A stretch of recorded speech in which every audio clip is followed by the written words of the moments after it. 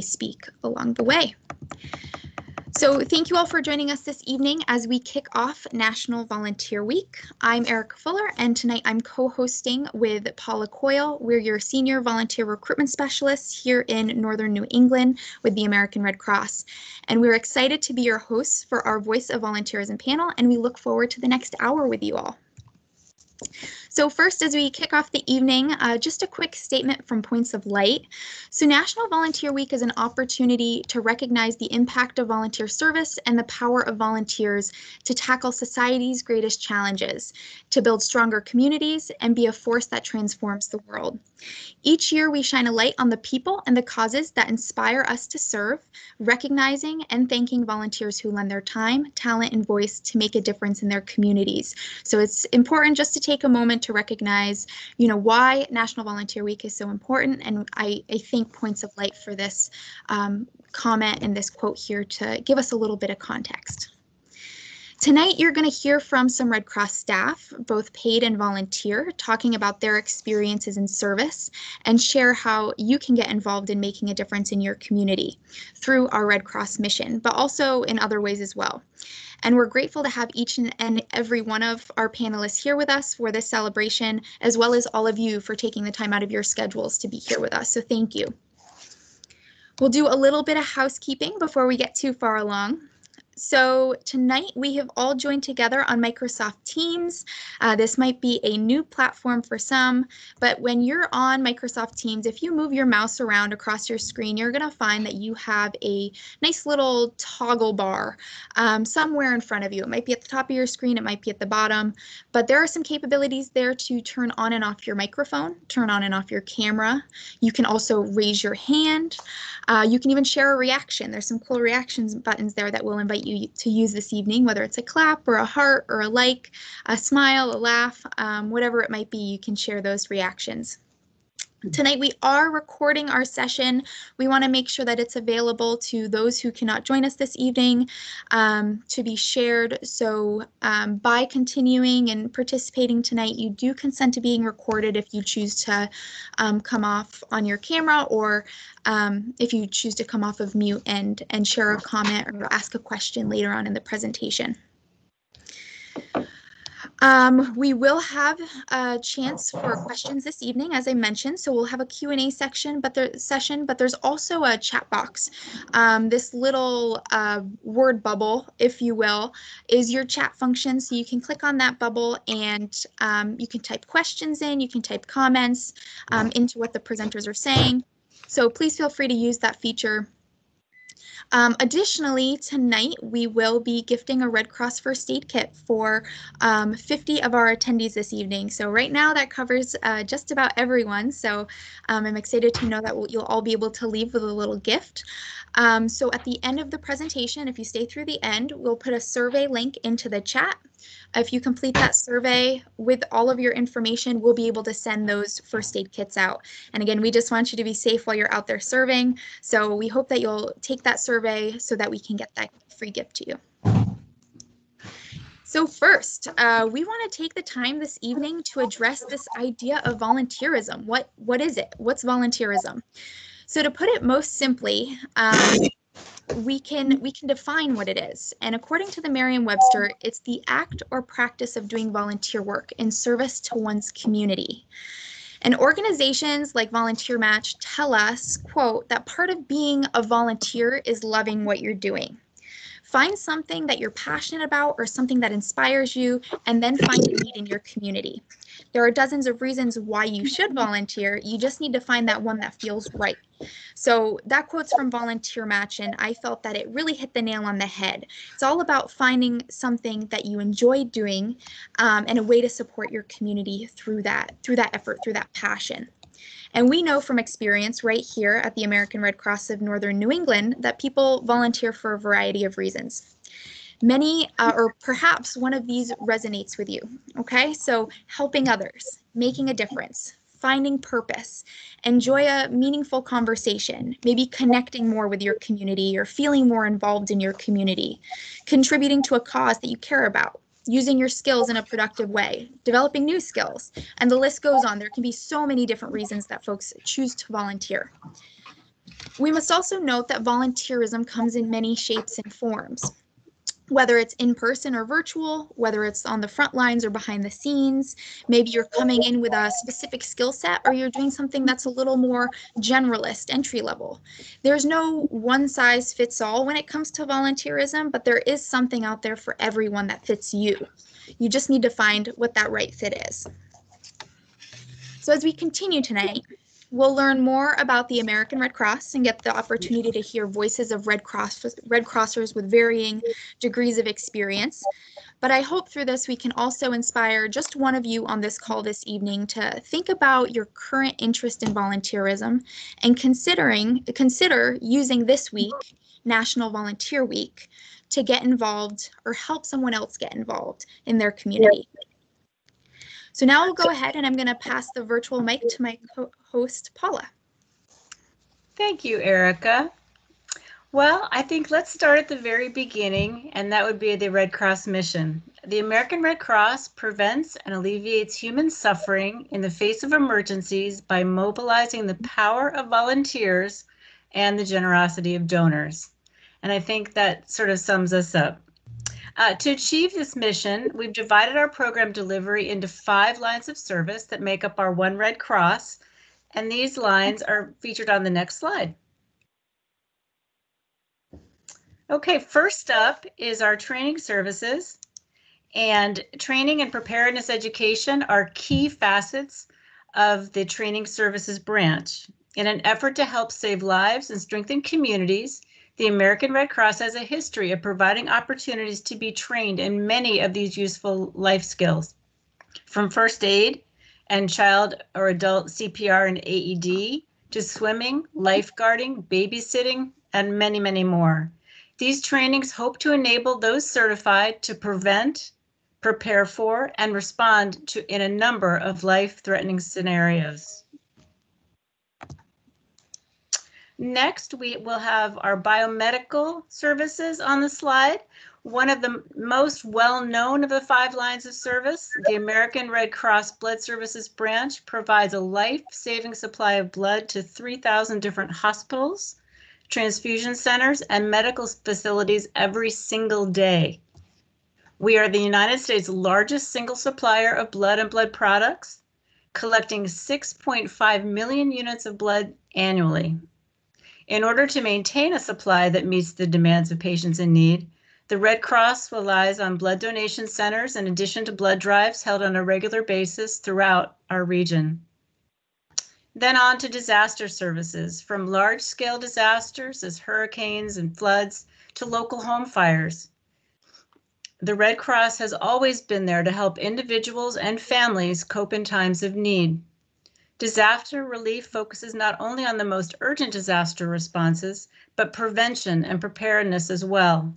On any given day when a disaster strikes, disaster action teams and local caseworkers are deployed virtually and on-site, stationed at shelters, and on standby in their communities to help those affected receive food, care, and basic resources to lead to their recovery. Turning to service to the armed forces, this branch of the American Red Cross focuses on active service members, veterans, and their families. The Red Cross is responsible for providing various humanitarian services and resources to over 1 million active duty personnel and over 1 million members of the National Guard Reserves. Imagine. These services are available across the United States and in military installations around the globe. Additionally, emergency communication services play a central role in uniting families and their military members. And at last, we're at international services. By partnering with over 100 and other 80 Red Cross and Red Crescent societies through emergency health services and external disaster response, we strengthen leadership, financial management, volunteer networks, and support the global movement. International humanitarian law continues to allow youth volunteers here in the U.S. a place to explore the Geneva Convention and humanitarian and human rights through the lens of limits on warfare. The Restoring Family Links program helps reunite families and loved ones who have been separated due to international conflict. With this overview, let's move on to our guests for this evening and their special work. All right, so tonight we are excited to have a wonderful line of panelists representing the Northern New England region. Among our presenters tonight, this evening, we collectively bring over 50 years of Red Cross experience. From our service to the Armed Forces and International Services Departments, we have Tim Bodie, SAF and IS officer, joining us. This evening, he is also accompanied by Justin Coghill, who serves as an International Services Restoring Family Links caseworker. From our disaster services team, we're joined by Erin McIntyre, our Regional Disaster Officer. Erin is joined by Jane Merity, a longtime disaster cycle services volunteer who wears numerous Red Cross hats. She serves with her local disaster action team, is a duty officer, assists with our home fire campaign, and is a preparedness coordinator. Then last, but certainly not least, we have Christine Farhat, representing our biomedical services.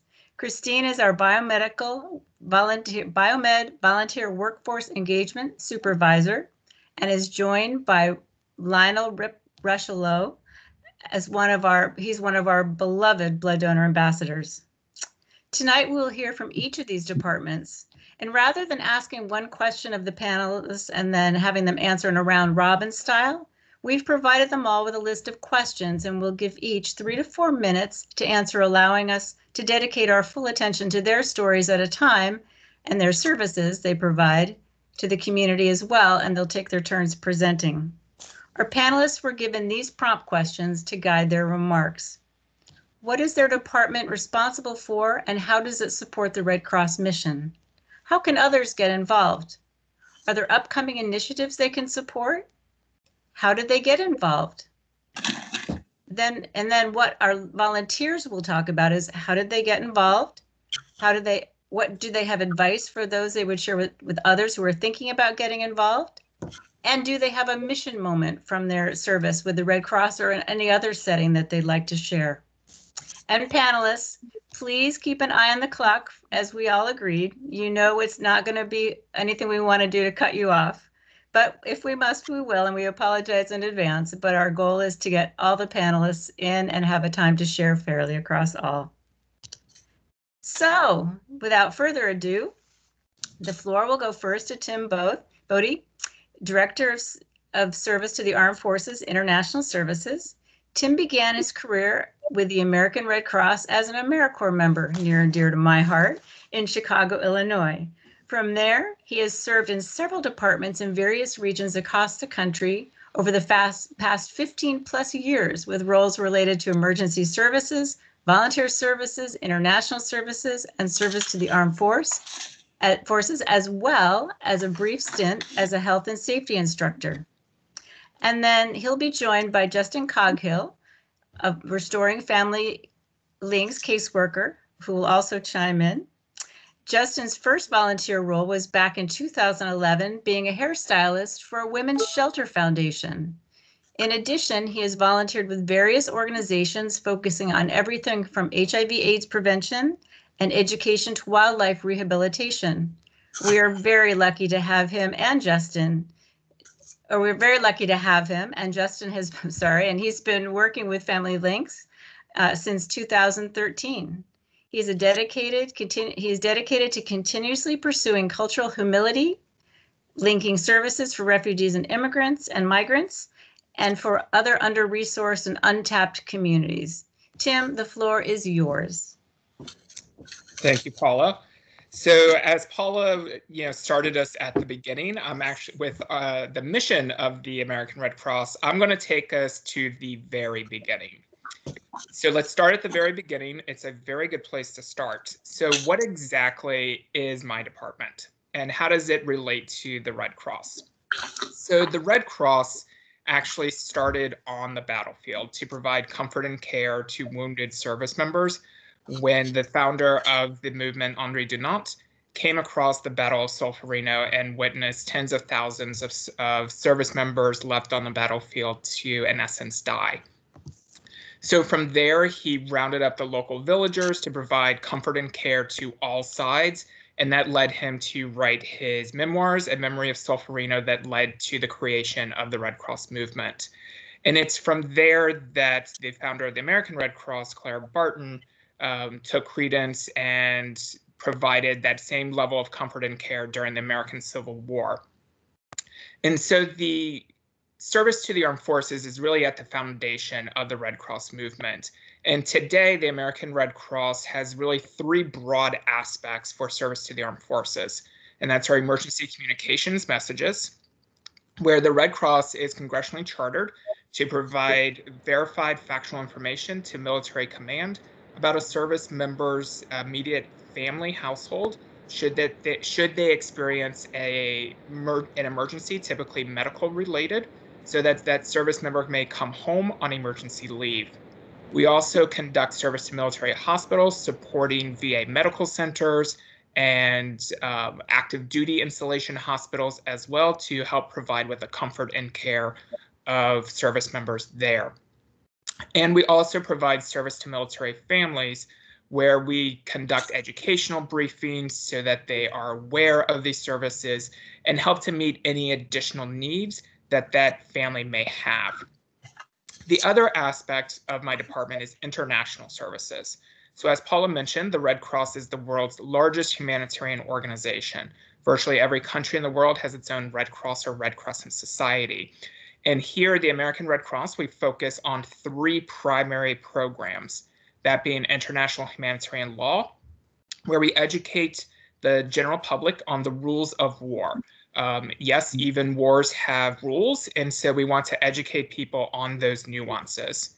Missing maps, where we are literally helping to map the world, where third world countries may not be actually mapped in those areas. And in restoring family links, where we help reconnect those who are separated internationally due to armed conflict, disasters, migration, or other humanitarian concerns. You know, as Paula had mentioned, the mission of the American Red Cross is to help alleviate human suffering. And so what greater suffering is there than, one, your family experiencing an emergency, a medical emergency, and you being a continent away, or being separated from your loved ones due to armed conflict and not knowing their fate. And so that's how these two departments help support that mission. So how best can you get involved? And Justin will talk more about how he has been involved. But really what we're looking for now is those who can help us with disaster preparedness aspects for both the military community and also the diaspora community, by utilizing language skills such as French, Spanish, Arabic, etc., to help educate those newcomers on nuances of disasters that they may experience here. Paula, back to you. Wonderful. We will transition right over to Justin so that he can share. Hi there. Thanks for having me. Thanks for providing the space for this, and happy Volunteer Week. So I'm Justin. I'm a Restoring Family Links caseworker. And as said before, I've been with the program since 2013. And how I got involved, well, there was a devastating wildfire that was going on in northern Arizona in July of 2013. And I was actually organizing a fundraiser for it. And I wanted to see how the Red Cross could get involved with the fundraising part. And just by that, I actually was in touch with the International Services Director because I had noticed there was an opening for a Restoring Family Links caseworker position. And at the time, I was still in college, majoring in global health and political science. And so I was really wanting to get involved with the international community in Phoenix as I was planning on joining the Peace Corps after I had graduated. And so I was contacted by the Red Cross through the website when I submitted my application, and started from there. And I was involved with everything from managing the cases that we had with the Restoring Family Links program, and also helping becoming a co-chair for the World Refugee Day event that took place twice, and 2 annual events while I was there.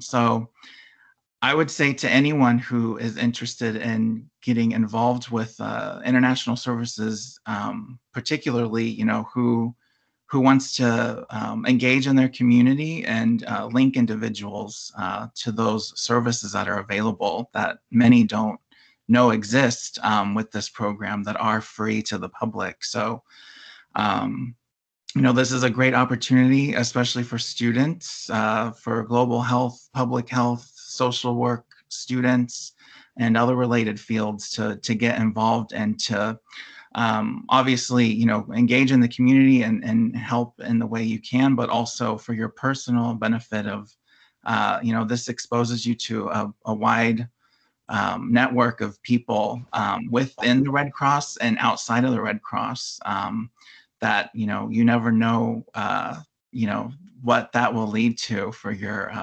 personal career goals and whatnot. And so the one story I have that has always stuck with me over the years with Restoring Family Links was this one tracing case where we, an individual will inquire with us who is searching for a family member abroad that they've been disconnected from due to various reasons. And one of my classes at ASU, where I went to school with there was a girl I sat by, and just by default we started talking, learning about each other and whatnot. And turns out she had a sibling who she was separated from due to conflict happening in her home country. And so I actually, told her about the Restoring Family Links services, and she was very interested in, submitting a case to find her sibling. And believe it or not, we found him after a couple months of her submitting her case. And it was just a wild, coincidence that this person that I was sitting next to in one of my classes, was able to benefit from this and actually got in touch with her brother who, they were separated from for years. And all it took was, speaking to, the person that you sit next to at class. So you never know when these things are going to overlap with your personal life too. So yeah, it was a great honor to be a part of that. And I continue to really enjoy just, engaging in the international community, especially now with just the climate of the, the politically, and, it's even more important now to step up and support those individuals. So anyway, thank you very much for this. I'll bring it back to Paula, I believe. Yes. Oh, Justin, thank you so much for your words and also what you've been doing. I want to thank both you and Tim for your thoughtful responses. It's always just lovely hearing about the work of SAF and IS initiatives. Through these initiatives, we go widely unnoticed in the media. We know the work that you do, and it's essential, and it has a huge impact on everyone, particularly the military members, the veterans and families you're helping. So thank you again, really, most sincerely. Wonderful. So next we're going to pass the discussion over to our Disaster Cycle Services departments. So we have with us Erin, our RDO, Regional Disaster Officer, and Jane Merity, a longtime DCS volunteer. And I'll take a moment to introduce both of them. So first, Erin recently joined the Red Cross in February. He oversees the implementation of disaster services programming throughout the region and serves as an operational lead for any scale disaster, whether it's regional, divisional, or nationwide. Prior to the Red Cross, Aaron served 23 years at the Concord Fire Department in New Hampshire and was the commander of the volunteer-based Metropolitan Medical Response System for the state of New Hampshire. So we're very excited to have Aaron on our team and leading our disaster services for Northern New England. And then once we hear from Aaron, we will hear from Jane. So Jane, before retiring, taught elementary school for 39 and a half years, long time, while enjoying international travel whenever she could. She's also spent the last 7 years with our disaster services team as a volunteer and still finds time to travel, swim, read, garden, and spend time with her family and friends. So thank you so much for being here, Jane. Aaron, please tell us a little bit about disaster services. Thank you, Erica, for the great introduction for everybody. Welcome, everybody. Happy Volunteer Week. So my role is to talk about the Regional Disaster Program and what we do for disaster cycle services and how we support our mission. So we look at really 3 primary functions that can help support our mission that we talked about earlier, the alleviating human suffering in the face of emergencies. And we do that through 3 core areas within our disaster cycle program. So we do preparedness, and that ranges of everything from our youth education and our fire safety and emergency preparedness. We have great programs. Pillowcase and Pedro programs are 2 of our exciting examples how we connect with school-age children to teach them the value of being prepared, how to bring that message home to their parents and their families, and challenge them to make their homes safer and teach them about disaster preparedness at a really young age. Expanding right up through our adult and our elderly population into our homes made safer, where our education is really geared for home fire safety checks, cooking fires, electrical fires, smoking fires, and then getting out and offering free alarm installations within the communities for those that may not have the means or ability to get alarms installed in their homes. So we really focus on kind of before the disaster with our preparedness. We then move over to the respond pillar that we do, which is our local response. As you'll hear in a minute, as we talk about our disaster action teams. So for any of our local, in our community, serving your neighbors, local response, home fires, floods, sheltering events, feeding events, all types of emergencies that would require disaster action teams to respond and help.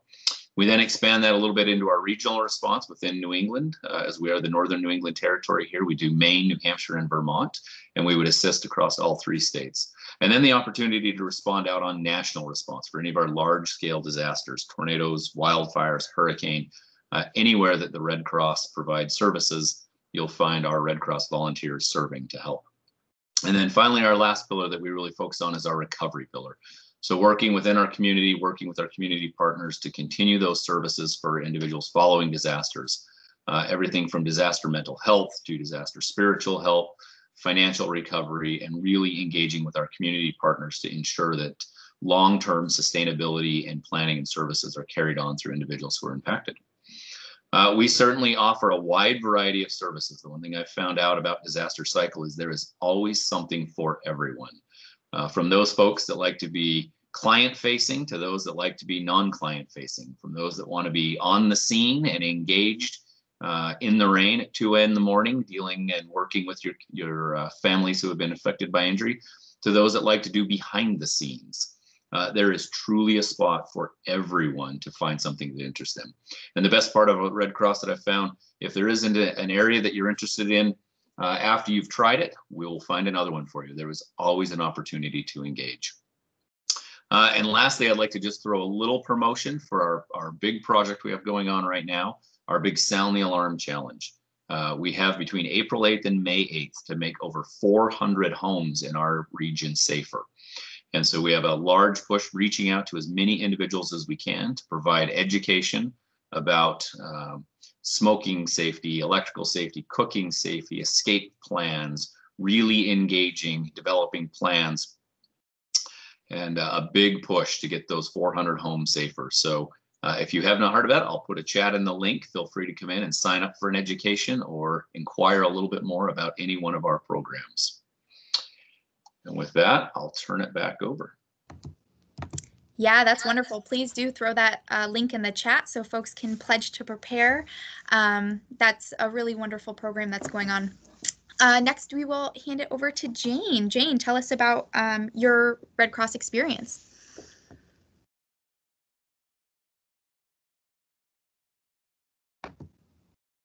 And you might be on mute, Jane. Right. Can you hear me now, as they Yes, say? you can. Yes, it's all you. The floor is yours. Okay, very good. All right. Well, I'm Jane Marotti, and for 7 years, I've been a member of the Disaster Cycle Services here in New Hampshire. After teaching for almost 40 years, I knew I couldn't just stay home.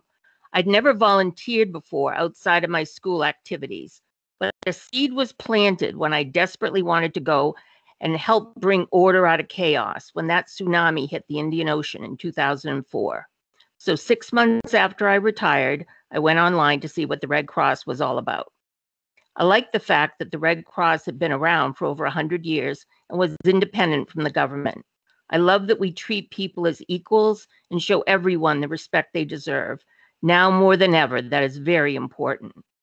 When I had a personal interview, I discovered that they had teams you could work on, going to fires and helping people at one of the worst times of their lives. I had successfully worked on a teaching team for many years and felt a team always solves problems better than an individual. So I became a member of the Manchester DAP. That's Disaster Action Team. That is just one of the many acronyms the Red Cross has. Sadly, it took me a while to realize that ARC stood for American Red Cross. You need some training to do this work. Now most of it's done online. We have monthly meetings, which is about all I did for the first few months I belonged. Then I started going to fires and helping my first clients.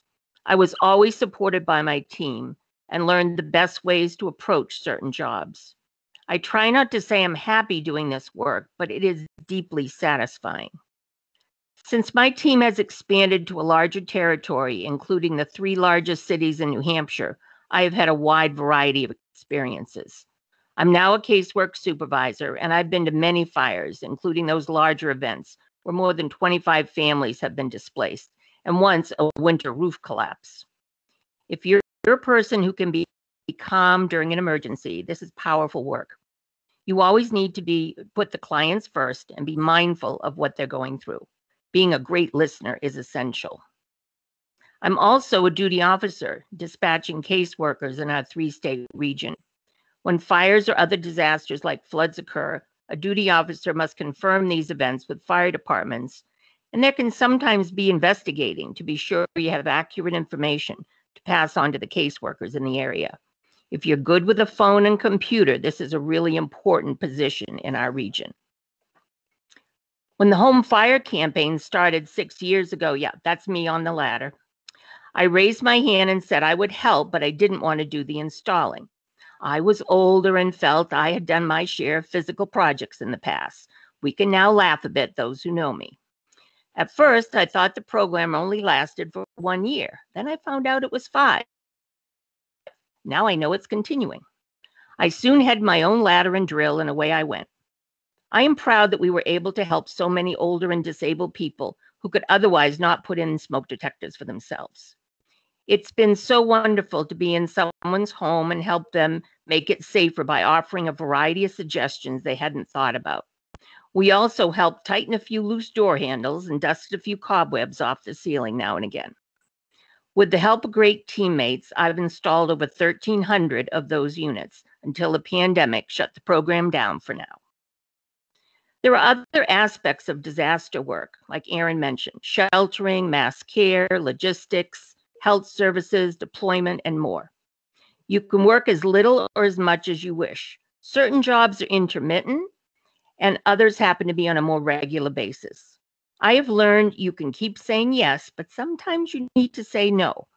I'm also a part of my leadership team, and I'm the keeper of our duty schedule. So as you can see, I say yes more than no. We have been challenged this year to be creative, but we continue to help anyone who needs it, despite not being able to go to the scene of a fire. One of my nieces has said that I am doing retirement wrong, being so busy with the Red Cross. But I say you don't retire. You just find freedom to do what gives you great satisfaction. The American Red Cross is the place I chose. Thank you. Oh, thank you so much, Jane, for sharing. I definitely believe that you are doing retirement right. Again, thank you, Erin. Thank you, Jane, not only for sharing the work that you and your teams are doing and accomplishing in your community, but just really giving us some insight into disaster services. I know we've had a handful of home fires recently throughout the region, and your teams have been ready to respond and support those families and make sure that they have their most basic needs met. So thank you for that. And I'll mention too, just a little buzz. So as far as keeping up with us and kind of knowing where we're responding, check out our social media, because our communications team has been great about, letting the community know when we're responding to a home fire in a specific area. Just a really, great way to see our mission in action. So next. Yeah, that is what you're saying is so true, Erica. Absolutely, so true. Up next, we will be hearing from Christine Farhat, our Biomed Volunteer Workforce Engagement Supervisor. That's a mouthful, Christine. She works a mile a minute and oversees Connecticut, Massachusetts, New Hampshire, Vermont, and Maine. She says, and I quote, "Volunteers do not necessarily have more time, they have more heart." And she says she's seen this firsthand while working with biomedical volunteers for the past 5 years at the American Red Cross. Daily, she is amazed at the commitment of the volunteers who contribute greatly to the success of the American Red Cross. When Christine is not working, and I have a hard time imagining when that might be, she enjoys all activities outdoors with her family and friends, including golfing, running, skiing, and hiking. She will be followed this evening by Lionel Rushello, a blood donor ambassador. Lionel was born and raised in Manchester, New Hampshire, and after high school, he enlisted in the U.S. Marine Corps and spent 4 years in that line of service, including 21 months in Vietnam. All told, he had a 40-plus year career with the Marines, the U.S. Army, and the Air Force. Thank you for your service, Lionel. After retirement, he became his wife's caretaker until she passed away in 2014. And then Lionel went on a search for a worthwhile volunteer opportunity and fortunately found it with the American Red Cross in 2015. He remarried in 2018, and the couple enjoys gardening, their grandchildren, camping, and new adventures. Many of you will be very familiar with Red Cross drives in the region. I can guarantee that there's more you can learn from Christine and Lionel. So Christine, the floor is yours. Okay, let me just get this situated. My camera is a little wonky, so sorry about that. Not sure. Can you see me and hear me okay? Hear you fine. You look a little bit in a glass, shadow glass, but that's all right. But thank you so much for having me. I appreciate everything that you're doing, and I just wanted to take a little time to tell you about the Biomedical Volunteer Workforce Engagement Department. As Paula said, it is a mouthful, but mainly what we do is we work with the collections team in helping at blood drive, and we also help with delivering blood products. So, as was mentioned, the Red Cross aspires to turn compassion into action so that everyone has access, in our part, to safe, life-saving blood and blood products. The biomedical volunteers make this happen.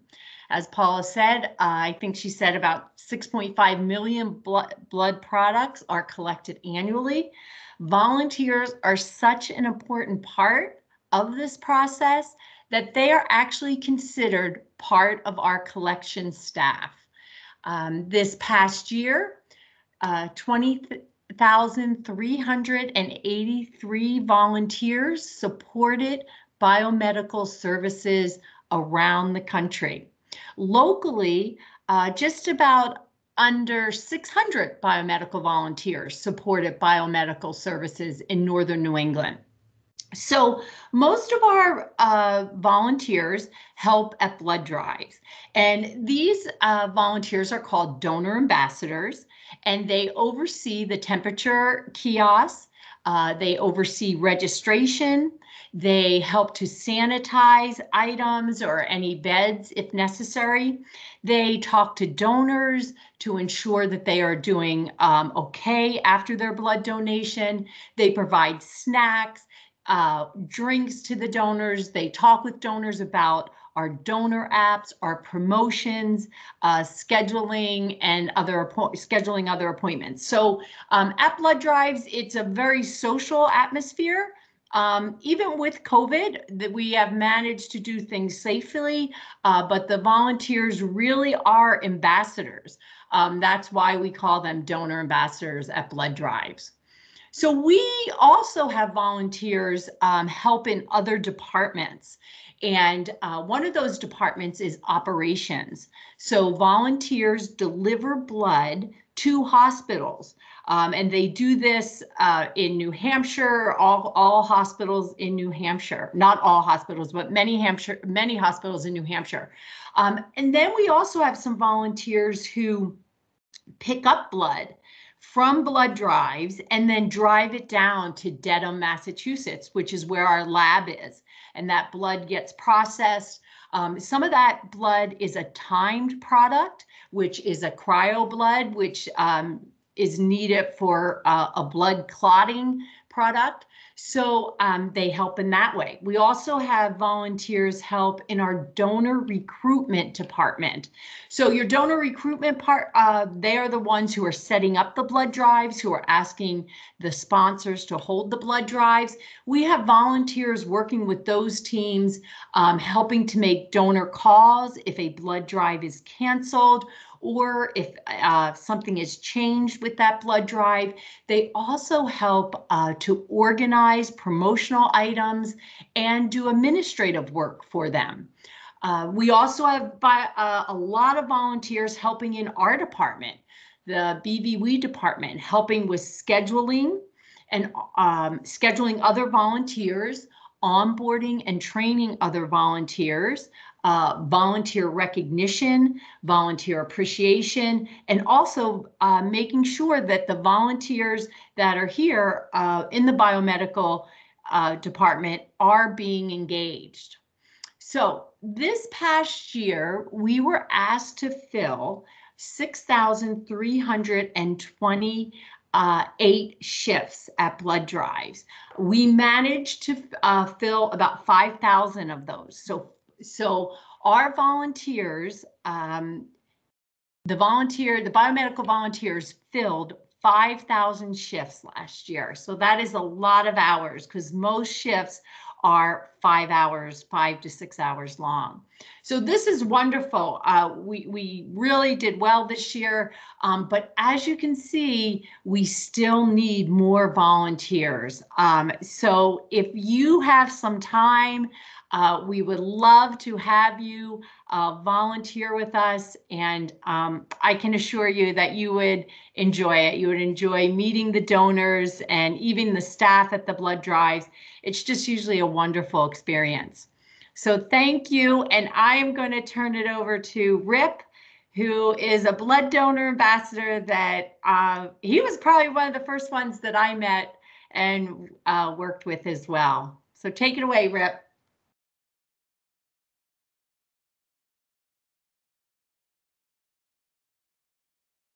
Okay, I just unmuted myself. So I just want to talk about why I help with the American Red Cross. The American Red Cross was in my background for many years. My first interaction with the Red Cross was when I was serving in Vietnam. The Red Cross had donut dollies stationed out with the troops. They would come over about once or twice a week and visit with us, and they'd provide cookies and smiles for the troops, and they'd also help people write letters.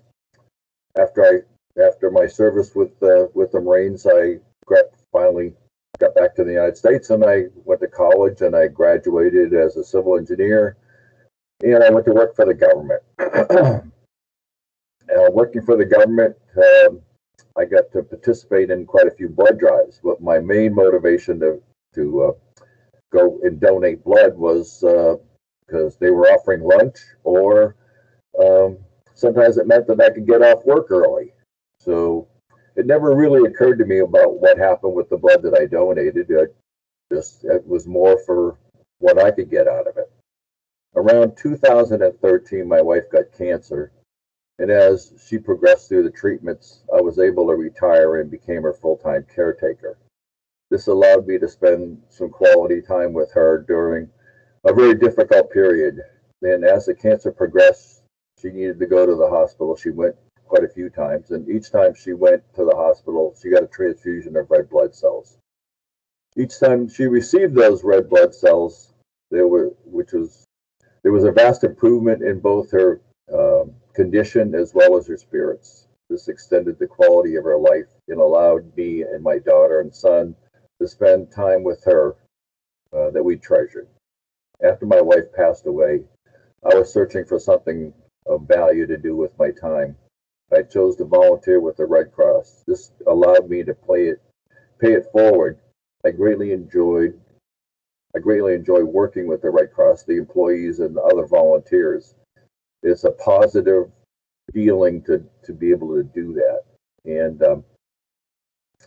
so how would I sum up my experience with the Red Cross? It's a great organization. It's a privilege for me to volunteer for, and I think it would be for anybody else who would volunteer. And I'd like to ask people to do that. The work of the Red Cross continues because of the generous contribution of many volunteers. And I'd like to end with a quote from Leviticus 17:11, and for the life of the body is in the blood. And thank you very much, and hope I did okay. Thank you. You did just great. Thank you, sir. And I want to take this time to really thank all of our panelists. It's been just wonderful having them with us and learning about from them about their service and what they do to provide help for the community. These are 6 very compassionate people, and it's been a great privilege to have them all together in one group for us tonight. And we want to give them just a most sincere thank you to all of you. So I'm going to see if I can find my hand clap. There. Okay. Thank you so much. I'm still in awe that we got you all in one room. It's just awesome. So thank you. Some of you all participants, not panelists per se, but you may have questions for our lovely panelists. And we hope to get to all of them this evening. If you have questions, you can toss them in the chat, or you can write them down for a minute, because we will get to questions shortly. But be sure you hang on to them in one way or another, and we'll get back to them shortly. Perfect. Thank you so much, Paula. So we are going to pause for a moment. So we've heard from some amazing humanitarians this evening, and we have this idea of volunteerism, getting involved in our communities, on our brains, and we'd like to hear a little bit from the audience, get a little feel for who's in the room. And I'm wondering if there's anybody here who'd like to just share a quick remark about volunteering or volunteerism, if that's something that you've engaged in the past. So we have the chat box, but you can also raise your hand. There's a little raise your hand feature, but we're just seeking a sentence about your experience as a volunteer. What do you love about volunteering? Why do you do it? Is there something has a volunteering allowed you to grow? Are there new skills that you've built or people that you've been able to meet along the way? What are some of those benefits of volunteering for you? So I'd love to hear some comments in the chat, throw them in there. If anybody does raise their hand, we'll invite you to come off of mute. But we have just a moment to hear from a couple of folks before we move on to our Q&A. We're a couple minutes behind time, so we'll speed things up a little bit so we don't keep anybody here late. So do we have any hands raised, Paula? Comments in the I do chat? not see any yet. Alrighty. I bet. Oh, here's one. I do see one. Sherry has her hand up. Yeah, Sherry, come off of mute. What do you have to share? I just want to share that being able to help the people on a disaster at their worst time and be able to give them the help they need, to me, is important. I've been with Red Cross 23 years now, and so that's my one sentence. Yeah, thank you, Sherry. Thank you for all of that time as a volunteer with us. So appreciated by us, but also those families that you've helped. So thank you. Anybody else want to share a little bit about their experience? And maybe you're a new volunteer. Maybe you haven't been volunteering for 23 years. You know, it's okay. Just want to get a sense of what motivates you. Oh, I think I have Kathy's hand up. Yeah, Kathy. Hi there. I'm Kathy Grabiak. I've been giving blood since 1980, and I started back in Colorado when I was working for a company that brought in they had a drive, and I'd never done it before. I thought, well, why not? And back there, I was able to give blood every 8 weeks because they had storefront. You know, it was like on the strip mall. There was like a storefront. I was telling Paula this the other night, and so like clockwork, right after work, I would pop in there and give my blood and go home and have dinner. So, but out here it's a little trickier. But I've learned how to work it, and also up here in Plymouth.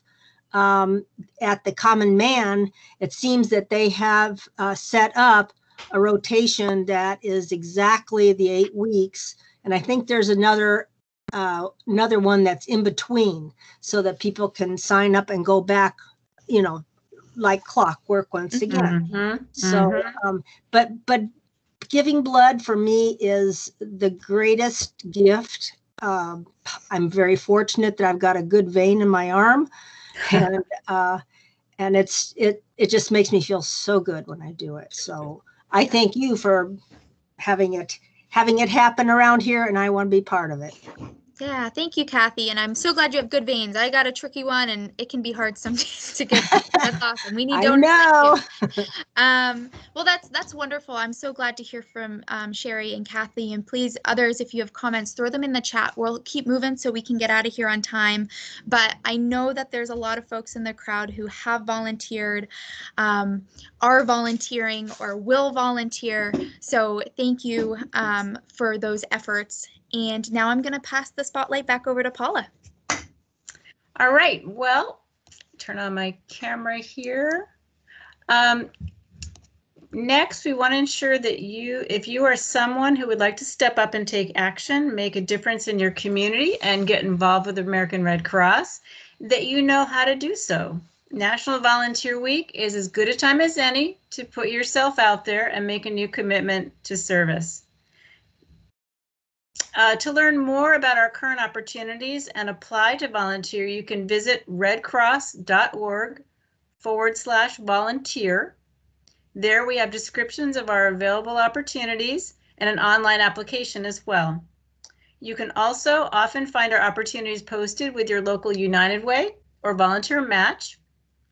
And the great thing is that if you are not passionate about humanitarian work of the Red Cross, United Way and Volunteer Match can help you find other opportunities in your community supporting the wonderful work of other causes. When you apply to our organization, does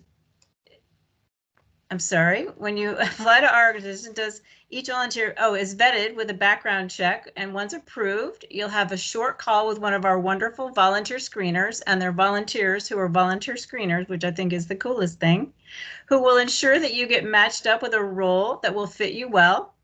And then if all goes well, you'll begin training within your role and begin taking action. And it's also important to share that Red Cross has taken the necessary precautions to keep our volunteers and clients safe during the ongoing pandemic. We are following the motto, cover, distance, and clean, asking all to wear masks, physically distance whenever possible, and we are completing enhanced cleaning protocols at all facilities, in our vehicles, and also all of our equipment. So we're absolutely following CDC guidelines. And at this point, we'd like to thank you for making it this far with us. And also, I'm going to have Erica start the Q&A. Oh, actually, I'm going to start the Q&A. Is that correct?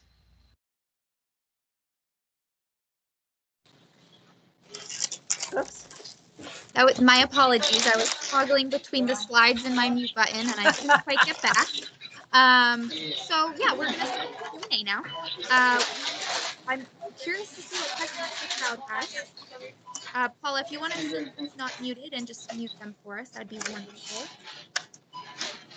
So if you have any questions, sorry, one moment. Let me see if I can find the mute. Did we get that? Great. So if you have questions, you can throw them in the chat box. I know there must be some questions lingering out there. If not, I'm going to have to ask some questions, and I want to save our panelists from that. So anybody out there have any questions? You can also ask live. You don't have to type it in the chat, but if you just want to raise your hand and we'll know to call on you. And I know we have some hands left up from last time. So if Sherry or Kathy have a question, just let us know.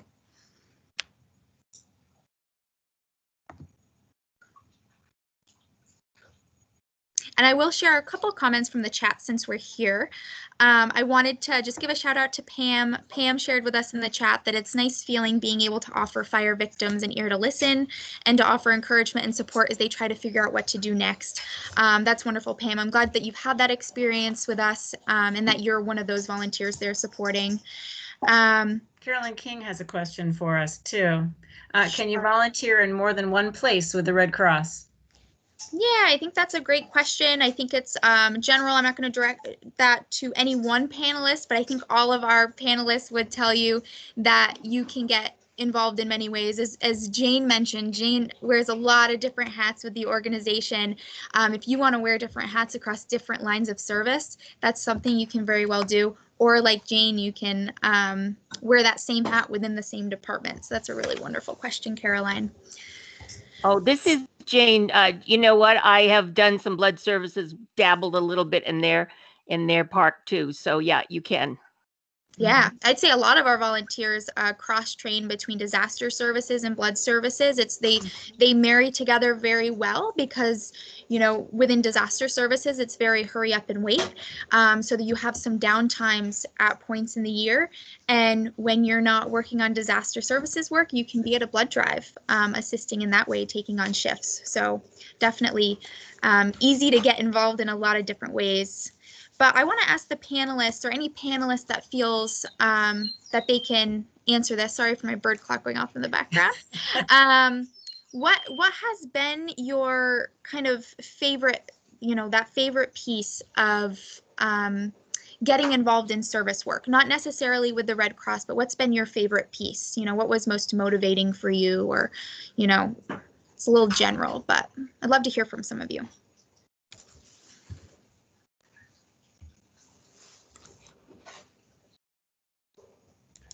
Hi, Erica. This is Christine. I don't know. This may be a little off, but I'll tell you what I love about my job. And it does sound kind of corny, but when I get to work with volunteers every day who are giving of their time, it's just amazing to me that they come, that they are so dedicated and devoted. And then even at blood drives, as some of the volunteers were saying, they're also blood donors. You know, to be able to surround yourself with blood donors and volunteers is just amazing. And it just makes me smile every day. It really does. I know that sounds corny, but it does. No, that sounds lovely, Christine. No shame in being corny. So we will, since we've hit time, we will hang around in case folks have questions after we wrap up. But we did just want to make sure that we provide you with our contact info. So I'll let you wrap us up here, Paula. Okay. Well, as Erica said, we have hit time, and we want to thank again our panelists who shed some light on our humanitarian services at Red Cross. We want to thank our attendees who are with us still joining in the celebration of National Volunteer Week. And we hope to see you at our region helping neighbors and supporting communities soon. If you have any questions that we're unable to answer tonight or come up following the session, as happens with me, you're welcome to contact us, and our contact information will be on the screen now. You see it there. Once again, happy National Volunteer Week, and we appreciate